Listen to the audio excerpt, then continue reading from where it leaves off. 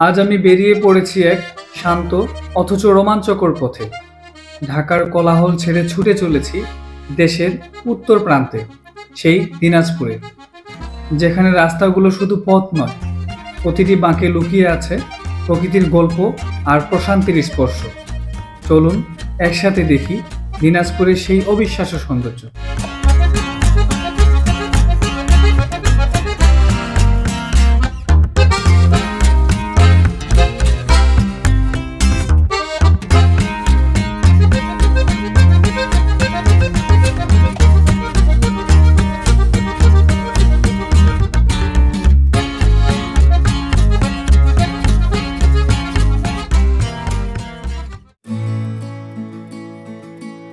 আসসালামু আলাইকুম রহমতুল্লাহ। শুরু করলাম আজকের নতুন যাত্রা। আজকে আমরা যাচ্ছি উত্তরবঙ্গের বিখ্যাত শহর দিনাজপুরে।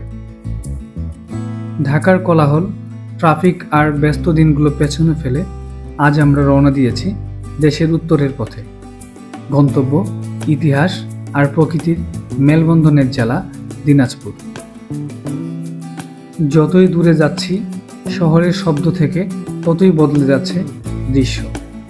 সবুজ মাঠ, বাতাসের ধানের গন্ধ আর রাস্তার গাছের সারি, এ যেন ধীরে ধীরে শান্তির দিকে যাত্রা।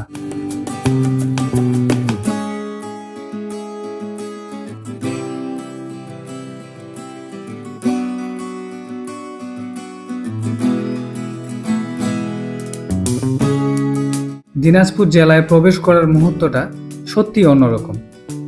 রাস্তার দুই পাশে দিগন্ত চড়া সবুজ, মাঝে মাঝে ছায়াঘেরা গ্রাম, আর পথ জুড়ে ছুটে চলা ট্রাক আর বাইক। এ যেন আমাদের দেশের প্রকৃত সৌন্দর্যের এক জীবন্ত উদাহরণ।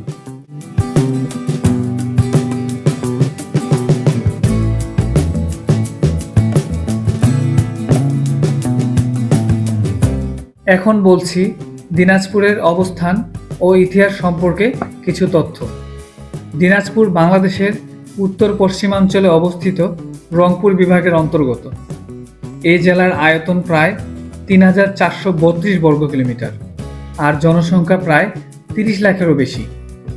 দিনাজপুরের নামকরণ করা হয়েছে রাজা দিনাজের নাম অনুসারে। প্রাচীন গৌড় রাজ্যের অংশ হিসেবে এর ইতিহাস হাজার বছরের পুরনো। মোগল আমল থেকে ব্রিটিশ শাসনাকাল দিনাজপুর সবসময় ছিল উত্তরাঞ্চলের এক গুরুত্বপূর্ণ বাণিজ্য কেন্দ্র। মুক্তিযুদ্ধেও ছিল এই জেলার ভূমিকা অনন্য। এখানে বহু মুক্তিযোদ্ধা জীবন দিয়েছেন স্বাধীনতার জন্য।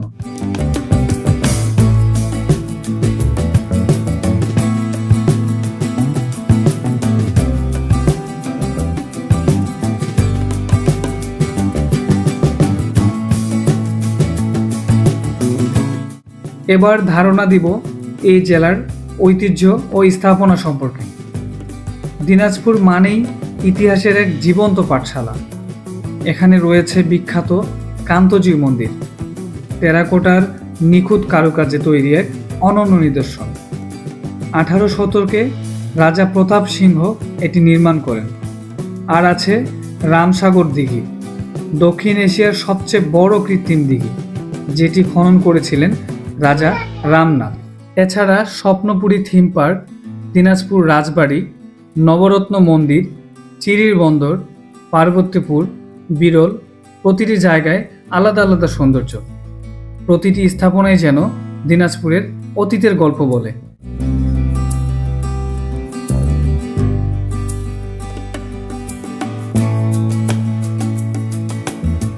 দিনাজপুরের প্রকৃতি একদমই আলাদা।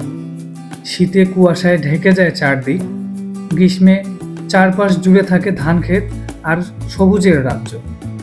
এই জেলার মানুষ সরল, হাসি খুশি আর অতিথি পরায়ণ। রাস্তায় দেখা মেলে গ্রামের কৃষক, সাইকেল চালানো স্কুল ছাত্র, চায়ের দোকানে আড্ডা। সব কিছুতে যেন এক উষ্ণতা আছে। দিনাজপুরের বিখ্যাত লিচু গাছগুলো যখন ফল দেয় তখন পুরো এলাকাটা ভরে যায় লিচুর মিষ্টি সুবাসে। আর এখানে তৈরি কাঠারিভোগ চাল, দই আর স্থানীয় মিষ্টি দেশের প্রায় সব জায়গায় জনপ্রিয়।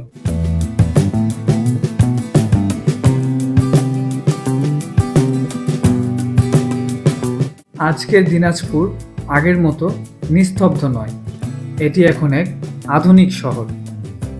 শহরে প্রবেশ করলেই চোখে পড়ে প্রশস্ত রাস্তা, সরকারি ভবন, শিক্ষা প্রতিষ্ঠান আর আধুনিক মার্কেট। হাজী মোহাম্মদ দানেশ বিজ্ঞান ও প্রযুক্তি বিশ্ববিদ্যালয়, দিনাজপুর মেডিকেল কলেজ, সরকারি কলেজ এগুলো দিনাজপুরকে শিক্ষানগরী হিসেবে পরিচিত করেছে।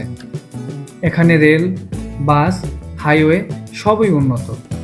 ঢাকা থেকে ট্রেনে আসতে সময় লাগে 7 থেকে 8 ঘন্টা, আর বাসে প্রায় 6 থেকে 7 ঘন্টা।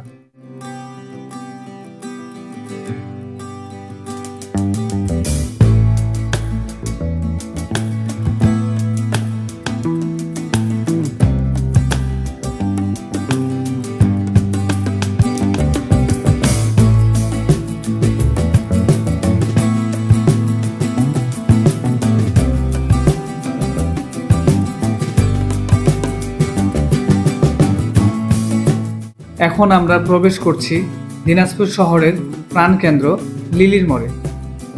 এই লিলির মোড় হচ্ছে পুরো শহরের সংযোগস্থল।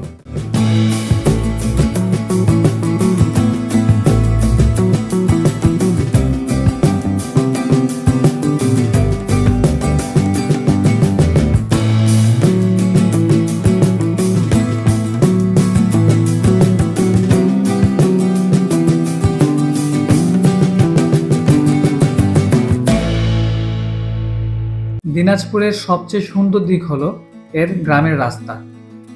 ছোট ছোট বাঁধ, রাস্তার ধারে বিশাল গাছের ছায়া, মাঝে মাঝে দেখা মেলে সবুজ মাঠ ভরা সোনালী ধান। সকালবেলায় সূর্যের আলো যখন এই রাস্তাগুলো ছুঁয়ে যায়, তখন মনে হয় সিনেমার দৃশ্য চলছে। এই রাস্তাগুলো শুধু পথ চলার নয়, এরা গল্প বলে।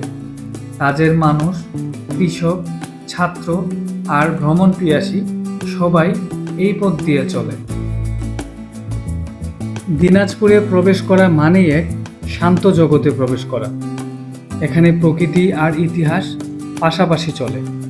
মানুষ যেমন সহজ, তেমনি পরিবেশও শান্ত। রাস্তার ধারে দাঁড়িয়ে যখন সূর্য ডোবে, তখন মনে হয় জীবনটা আসলেই খুবই সুন্দর, যদি আমরা একটু সময় নিয়ে দেখি। আজকের এই ভিডিওর মাধ্যমে আমি চেয়েছি সেই সৌন্দর্য আপনাদের সামনে তুলে ধরতে। যদি ভিডিওটি ভালো লাগে তাহলে লাইক দিন আর কমেন্টে জানিয়ে দিন দিনাজপুরের কোন জায়গাটি আপনার প্রিয়। আজকে এ পর্যন্তই, দেখা হবে পরের ভ্রমণ গল্পে। ততক্ষণে আমাদের সাথেই থাকবেন। সবাই ভালো থাকবেন, সুস্থ থাকবেন। আসসালামু আলাইকুম ওয়া রাহমাতুল্লাহ।